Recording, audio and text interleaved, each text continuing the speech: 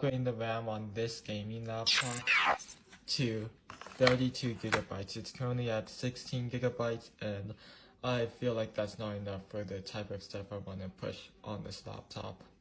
I'll make sure it's off first. Now I gotta take off the back cover. Now I got the computer opened. Now I gotta disconnect the battery. And there we go. I disconnected the battery. Alright, I disconnected one of them.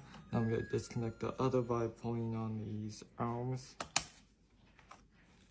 Nice. Now I'm gonna get the other RAM sticks, the one I just bought. Here's one set of it.